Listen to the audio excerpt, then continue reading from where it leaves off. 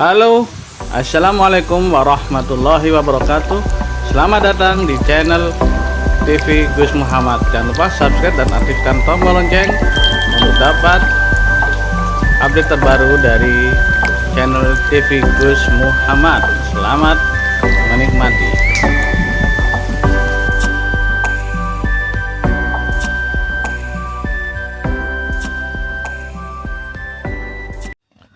Bismillahirrahmanirrahim. Arih nafsaka minat tadbiri fama qoma bihi ghairuka angka la takum bihi linafsika.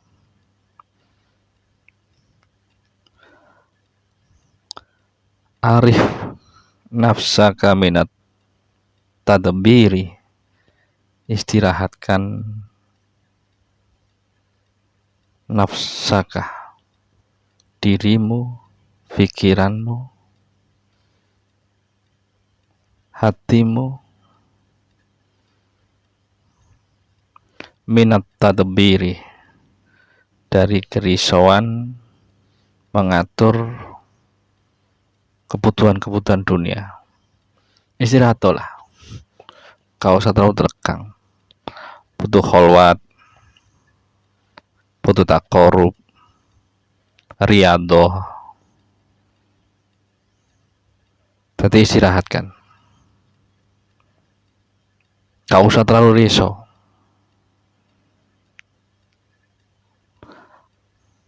Jadi arif nafsaka minat tadbiri. Sayyiduna Athaillah ngasih saran, istirahatkanlah dirimu minat tadbiri, dari segala kerisauan, kebutuhan duniawi, masalah anak, keluarga. Istirahat di sela. Karena apa? Karena kalau nggak istirahat malah kacau, malah kacau, malah butrek, malah gak berhasil.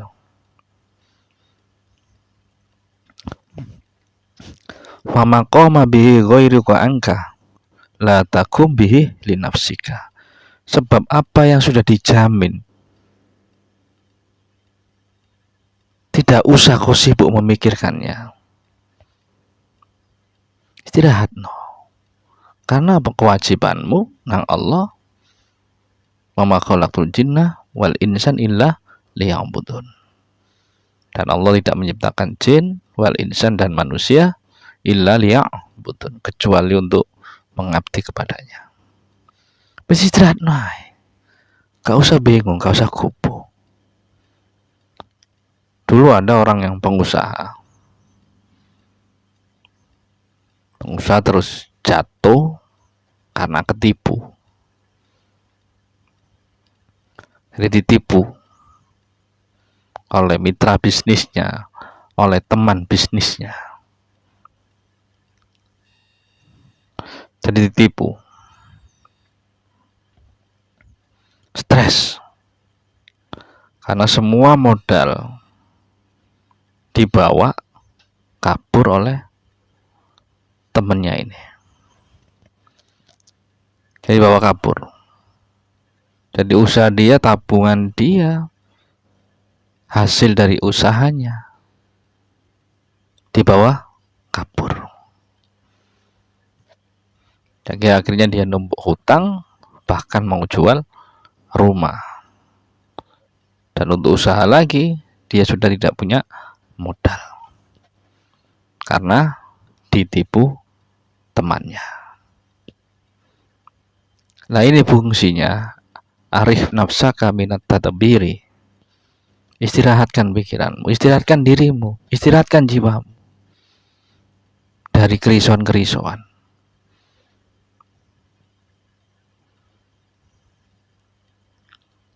Ya.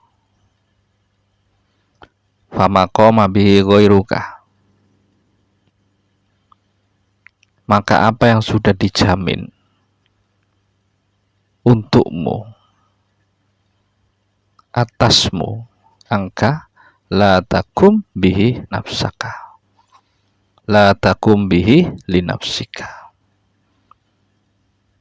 Tidak usah kau sibuk memikirkannya. Wis diatur.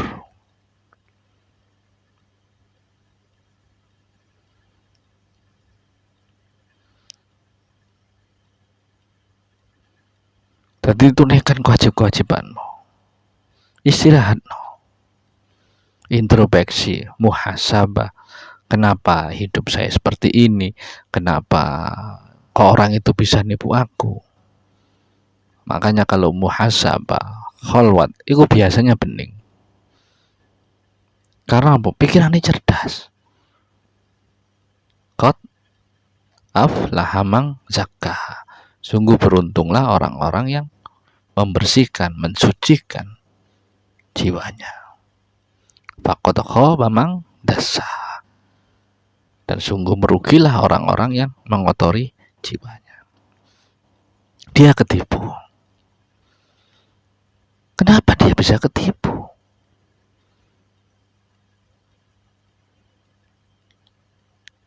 Karena kau juga sering menipu.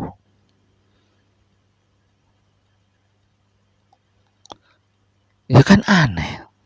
Tukang nipu, tukang bohong, suka khianat.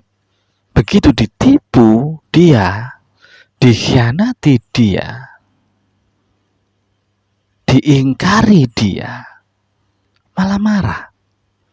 Padahal itu akibat dari perbuatannya. Coba kalau muhasabah, apa yang kurangku ke Allah? Enak, bening. Makanya disuruh arif nafsaka minat tadabiri. Istirahatkanlah dirimu, pikiranmu, jiwamu dari kerisauan-kerisauan untuk mengatur kebutuhan duniamu. Sebab apa yang sudah dijamin atau diselesaikan oleh lainmu, tidak usah kau sibukkan memikirkan. Wis dah jatah pasti datang. Tapi ingat, tunaikan kewajibanmu. Apa yang diinginkan Allah, tunaikan. Jangan Allah suruh nuruti maumu. Udah tahu banyak dosa, banyak salah, banyak nipu, banyak bohong, gak sadar. Ya terus. Kurang ajarin teman saya. Dia menipu saya. Dia ingkar kepada saya, katanya mau dikasih bisnis. Katanya mau bagi hasil, ternyata enggak. Masa gak sadar? Kamu juga nipu kan? Dari orang lain, kamu nipu orang lain, akhirnya kamu punya teman ketipu. Ini pembelajaran bahwa semua apa yang kau lakukan akan kembali pada dirimu sendiri.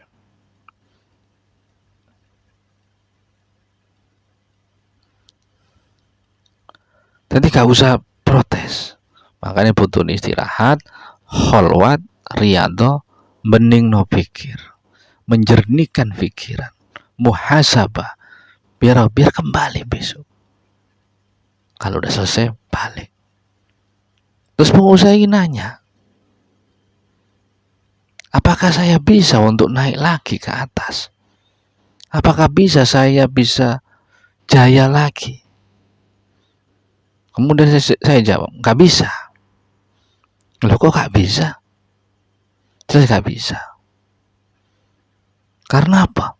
Yang dibutuhkan orang jatuh, ya, yang dibutuhkan orang jatuh bukanlah naik lagi. Misalnya ada orang terjatuh dari naik pohon kelapa, tingginya 3 meter atau 4 meter, kemudian dia jatuh ke tanah.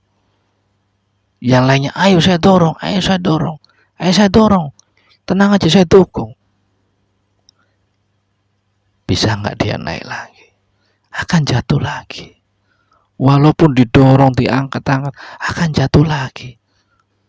Yang dibutuhkan orang jatuh bukanlah berdiri lagi. 1, istirahat dan berobat. Bagaimana kamu mau naik lagi? Sedangkan kamu baru jatuh. Jiwamu terpontang-panting. Harusnya kamu istirahat dan berobat. Obati jiwamu, obati dengan muhasabah, obati dengan istighfar. Setelah itu, monggo silakan usaha lagi. Karena apa? Kondisi orang yang jatuh itu lemas, semua badannya sakit, dan dia butuh untuk berobat. Dan berobat jiwa yang paling bagus adalah zikrullah. Berkumpul dengan orang soleh, kumpul dengan orang-orang majelis zikir, akan jernih. Karena apa? Orang yang jatuh, sekali lagi, bukan harus bangkit lagi. Yang dibutuhkan adalah berobat. Obati jiwamu, obati pikiranmu dengan muhasabah, perenungan diri, dengan zikir, istiqomah, amalan. Setelah sembuh, monggo silakan. Kalau mau naik lagi, kalau mau usaha lagi, silakan. Ketika jatuh, harusnya introspeksi. Kenapa ini bisa terjadi padaku? Kenapa ini bisa terjadi padaku? Tidak ada yang lain. Semua akibat perbuatanmu sendiri. Semua akibat ulah tingkah lakumu sendiri. Wa ma asobakum mim musibatin fabima kasabat aidikum. Musibah apapun yang menimpahmu, fabima kasabat aidikum, maka itu semua akibat ulah perbuatanmu sendiri. Ya, akibat ulah perbuatannya sendiri. Sebagaimana firman Allah di dalam surat Fuzilat, Bismillahirrahmanirrahim. Man amila sholihan falinafsihi wa man asa'a fa'alaiha wa ma rabbuka bidollamil lil abid.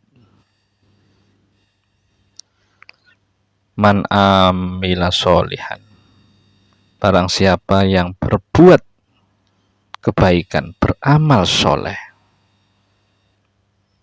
ya, barang siapa yang beramal soleh. Tadi Allah ngomong, sapa wonge barang siapa yang beramal soleh, berbuat kebaikan, menolong seseorang, sedekah, berbuat jujur, menepati janji, tidak khianat, hatinya penyantun, penyabar,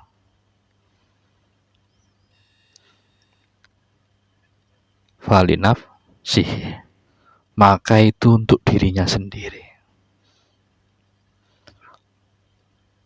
Waman asa'a fa'alaiha, dan barang siapa yang berbuat jahat, maka kejahatannya untuk dirinya sendiri. Kamu mau nggak sholat, mau bohong, mau ngingkari, mau puasa, mau enggak, itu akan kembali fa'alaiha, untuk dirinya sendiri. Ya, jadi gak usah nyalano Allah, gak usah ngomong takdir ketika buruk takdir. Orang gak introspeksi diri. Wa ma rabbuka bidollamil lil abid.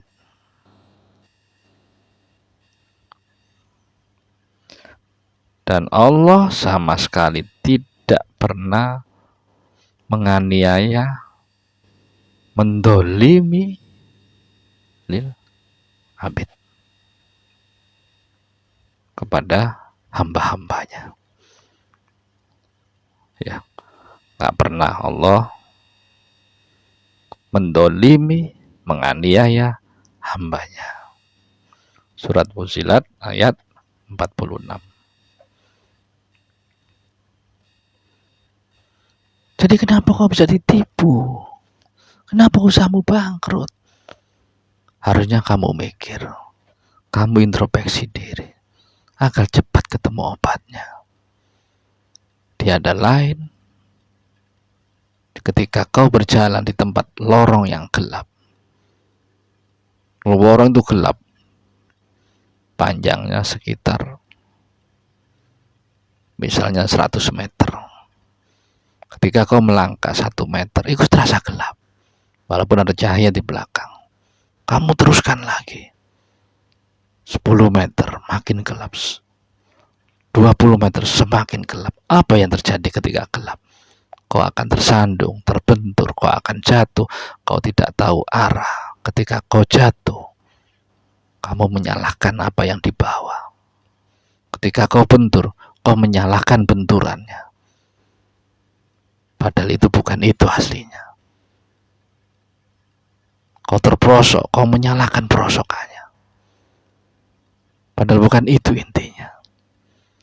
Itu membuktikan kau berjalan di tempat yang gelap. Fa'alhamaha fujuraha wa taqwaha. Maka di dalam jiwa terdapat 2 jalan, fujuraha, lorong yang gelap, wa taqwaha, dan jalan yang terang. Tadi terserah kembalinya, tinggal perenungan. Makanya Syekh Ibnu Athaillah menyarankan arih nafsaka minat tadbiri. Istirahatkan pikirmu, istirahatkan jiwamu dari segala kerisauan. Istirahatkan, istirahat sambil merenung, sambil tafakkur. Fama qoma bihi ghairuka anka la takum bihi linafsika. Apapun yang sudah dijamin atau diselesaikan oleh lainmu, nggak usah kau sibuk memikirkannya. Hamba itu harus wajib mengenal kewajibannya. Kewajibanmu sebagai hamba itu apa? Teguran. Karena apa? Perbuatanmu. Maka tidak usah kau pikirkan perasaan untuk mengatur. Karena khawatir kalau apa yang telah dijamin itu tidak tiba atau terlambat. Sebab ragumu terhadap Allah tanda kurangnya iman. Akhirnya kamu jahat, kamu fasik karena keraguan.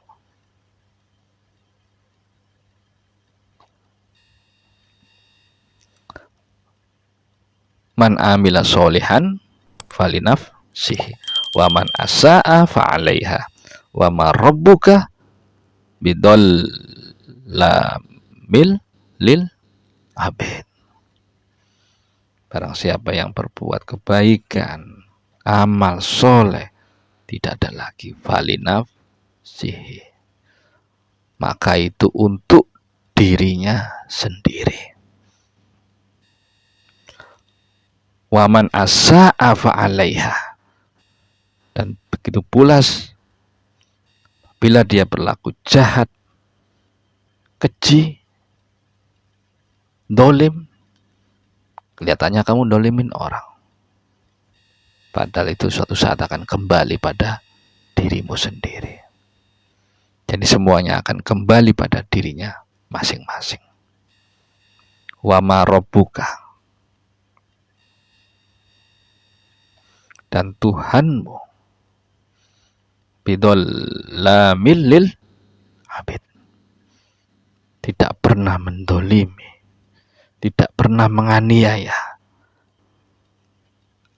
hamba-hambanya, nggak pernah. Yang mendolimi dirimu kamu sendiri. Enak opo jarimu, nggak enak apa katamu. Jadi terserah. Di dalam kitab Ihya diterangkan ada seorang yang arif, namanya orang arif. Dia disenengin oleh raja. Arif bijaksana, orang-orang yang mengenal Allah dan mengenal dirinya. Mengenal dirinya dan mengenal Allah. Sering raja pengen minta nasihat ke dia, sering. Wong alim. Tapi dia nggak merasa dirinya alim. Ada yang merasa alim, tapi beda. Aku gak butuh sholat.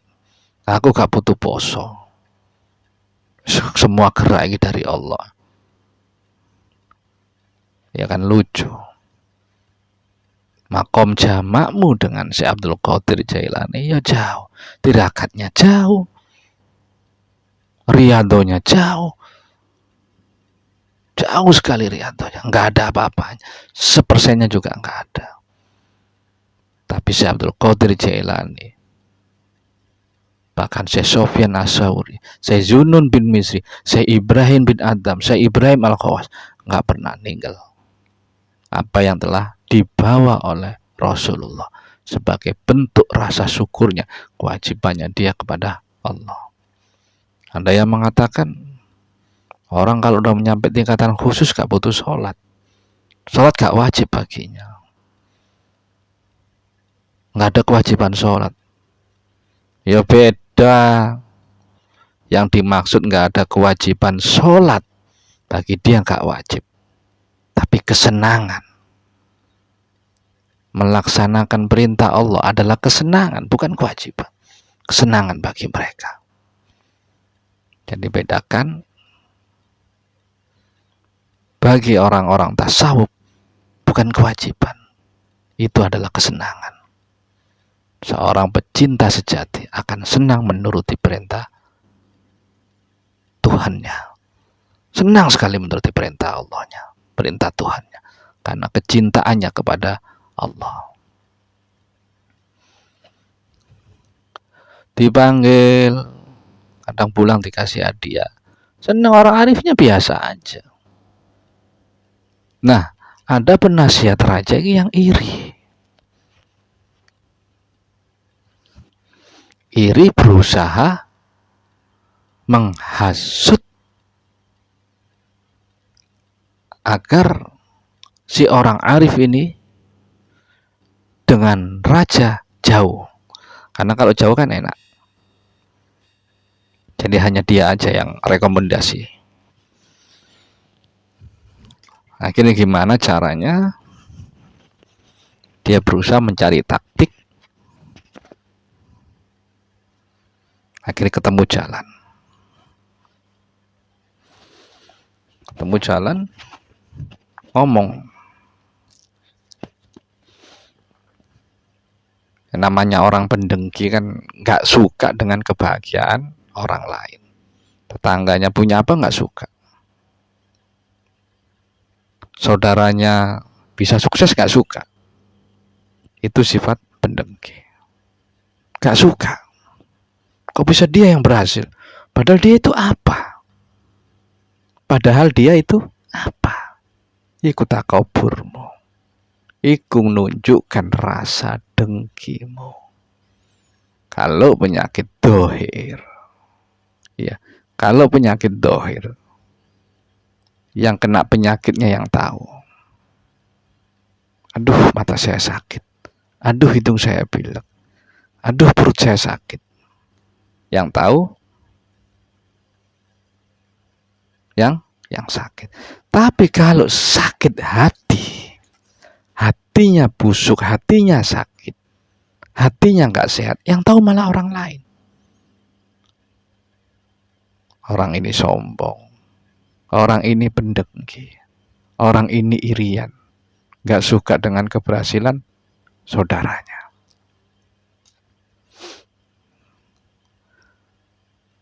Raja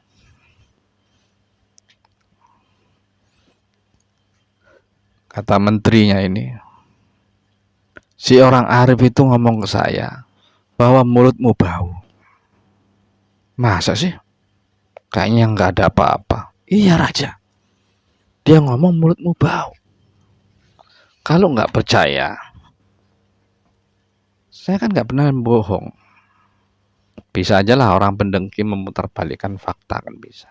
Intinya dia nggak suka dengan keberhasilan orang lain. Intinya dia nggak suka jika diungguli, kalah kualitas. Akhirnya dipanggil. Benar, iya raja. Dia menganggap kamu itu bau, mulutmu bau. Begitu dihasut, akhirnya kena juga hasutan.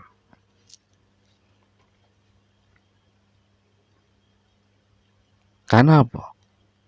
Omongannya menteri yang mendengki ini.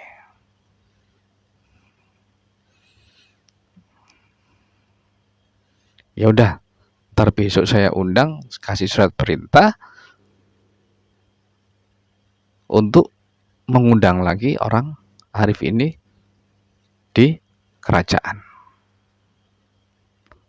Kemudian raja itu bikinin surat, dikasihkan ke menteri itu, bahwa besok akan diundang makan-makan dan berbincang-bincang seperti biasanya. Ya gitu. Fa'alhamaha fujuraha wa taqwa. Di dalam jiwa terdapat dua jalan. Fujuraha, jalan kegelapan. Apapun namanya jalan kegelapan, itu ada pembimbingnya. Pembimbingnya adalah syaitan. Si dengki kreasi, pinter, cerdik, tapi cerdiknya dari hawa nafsu dan syaitan. Si alim juga cerdik, legowo, tapi cerdiknya dari Allah, dari nur Allah, dari istiqomahnya, dari ketakwaannya. Hasilnya beda, jelas beda. Akhirnya begitu pagi-pagi si menteri ini sebelum berangkat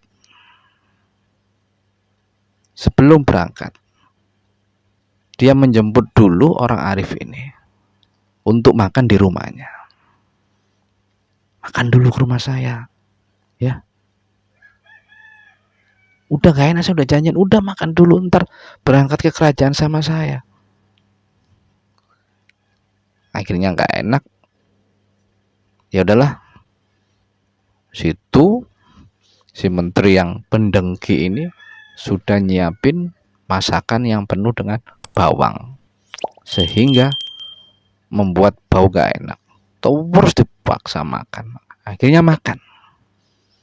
Si orang Arif pikirannya sih bagus-bagus aja, nggak ada suudzon, nggak ada prasangka buruk. Itu bedanya. Man amila sholihan falinafsihi. Dan barang siapa yang berbuat baik, berpikiran baik, falinafsihi, maka akan kembali kepada dirinya sendiri.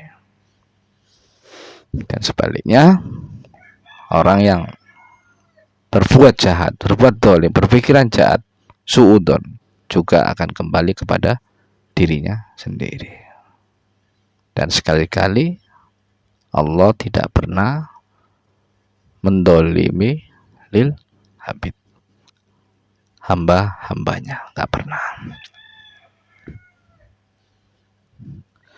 Begitu selesai makan, berangkatlah di kerajaan untuk nemui raja. Berhubung si alim ini, si Arif ini gak enak deket-deket raja karena bau bawangnya, ditutupilah mulutnya. Raja ngomong dari tadi, si Arifnya nutup mulut, jadi dihalangi oleh tangannya. Kemudian rajanya membenarkan menterinya. Oh, ternyata benar ini. Kurang ajar ini. Bahwa mulut saya bau. Penghinaan bagi sang raja. Penghinaan. Oh, benar. Benar kata sang menteri. Benar. Ternyata dia menghina saya, menganggap mulut saya bau. Singkat cerita, Tapi si Arif ini gak punya pikiran yang enggak. Husnudon aja. Ana indaton nih abdi bih. Aku sungguhnya aku sesuai prasangka hambaku.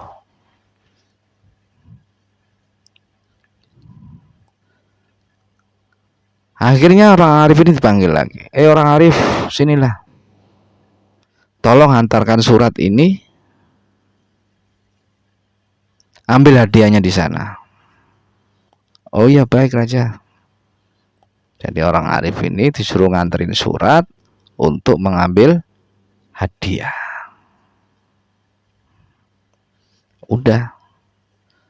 Lah di tengah jalan keluar dari istana, dia ketemu temannya Menteri Pendengki. Mau kemana kamu? Saya disuruh raja ngasih surat ini untuk mendapatkan hadiah imbalan. Namanya pendengki kan gak seneng. Sedangkan si Arif gak punya pikiran apa-apa. Husnudon aja. Tapi si pendengki pikirannya yang enggak. Wah, enak ini kasih hadiah. Nah, enak ini. Namanya penasihatnya setan. Nafsunya fujuroha, gelapan. Sini saya aja yang bawain. Ntar hadiahnya buat kamu. Udah gak enak, saya kan disuruh raja. Udah gak apa-apa, kamu kan capek. Habis ini, habis itu, banyak kegiatanmu, udahlah. Kamu mending istirahat di rumah saya, biar saya nganterin surat ini. Jangan udah gak apa-apa. Tujuannya, biar dia nyampein surat, akhirnya menghadap raja, bahwa yang nganterin surat itu saya. Dan saya wajib oleh penghormatan, penghargaan di raja. Nah si Arif gak punya pikiran yang enggak. Sudahlah saya aja nganterin. Dipaksa. Ya udahlah. Kalau itu maumu. Dikasihkanlah suratnya ke Menteri Pendengki ini. Nah si Arif disuruh istirahat di rumahnya. Akhirnya berangkat. Si Arif gak punya pikiran yang enggak. Namanya orang Arif, orang alim, pikirannya sih enggak. Husnudon aja semua kejadian.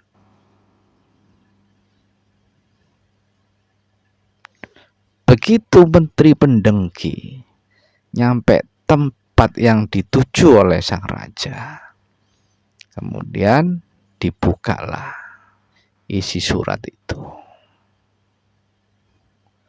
Apa isinya? Siapapun yang mengantarkan surat ini kepadamu, maka bunuhlah dia. Si menteri dengan semangat, senang, gak tahu isi suratnya seperti itu. Apa isinya? Saya disuruh membunuh kamu. Loh, saya suruh. Akhirnya dibunuhlah Menteri Pendengki itu tadi. Kembali kepada dirinya sendiri.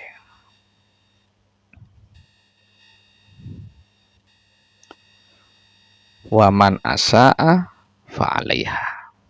Dan barang siapa yang berbuat kejahatan, kedoliman, itu akan kembali kepada dirinya sendiri. Wama rabbuka bidzalamil lil abid.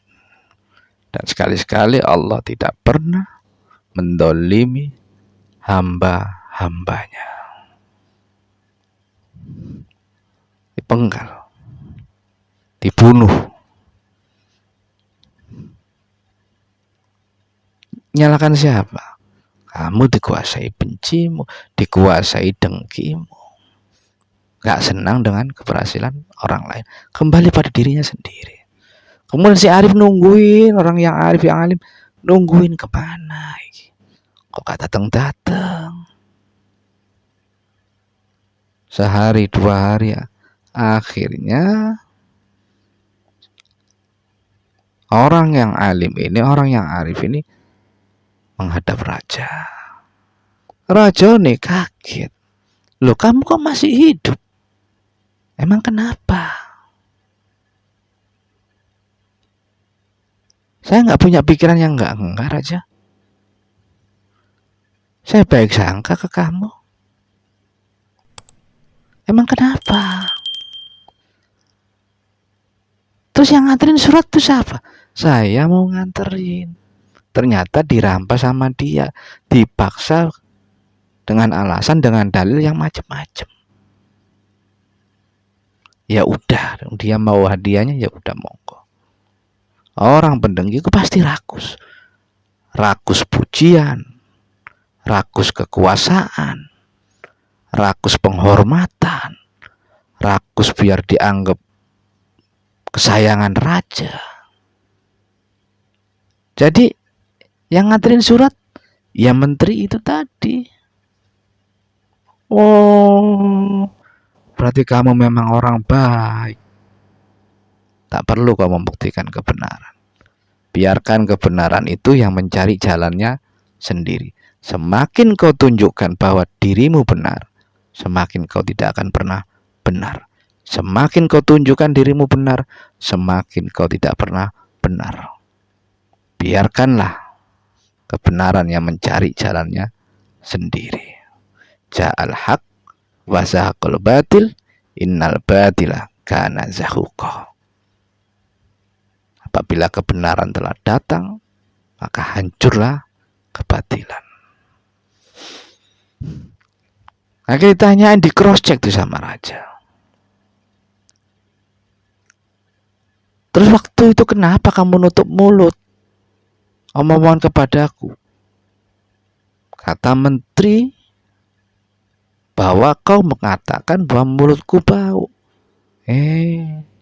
Sampai salah sangka raja. Sebelum sampai undang, itu saya disuruh makan di rumah menterimu. Saya dikasih bawang yang banyak di masakan itu. Mulut saya bau karena saya ingin menghormati Anda. Tak tutup mulut saya biar Anda nggak kebauan. Oh, seperti itu. Ketawalah raja, kemudian dia diberi hadiah lagi oleh raja. Ini cerita sekelumit di dalam kitab Ihya Ulumuddin. Man amila sholihan fali nafsihi wa man asa'a fa 'alaiha wa ma rabbuka bidollam. Tulisannya jadi cilik. Wa ma rabbuka bidollamil lil abid. Barang siapa yang berbuat kebaikan, kebagusan, pikirannya bagus, hatinya bagus, falinafsih, maka itu untuk dirinya sendiri. Waman asa'a fa'alaiha. Dan begitu pula barang siapa yang berbuat kejahatan, pikirannya jahat, pendengki, pengiri, maka akan kembali juga kepada dirinya sendiri, menjadi tanggungannya sendiri. Wa ma rabbuka, dan sekali-kali Allah tidak pernah menyiksa hambanya. Allah tidak pernah mendolimi hambanya. Si orang arif mendapatkan sesuai amal perbuatannya. Si menteri pendengki mendapatkan sesuai amal perbuatannya. Tadi perlu diistirahatkan pikiran, arif nafsaka. Istirahatkan pikiranmu. Ya. Istirahatkan pikiranmu, jiwamu dari segala kerisauan. Introspeksi dirilah. Kenapa bisa seperti ini terjadi padaku? Muhasabah. Demikianlah. Wabillahi taufik wal hidayah. Assalamualaikum warahmatullahi wabarakatuh.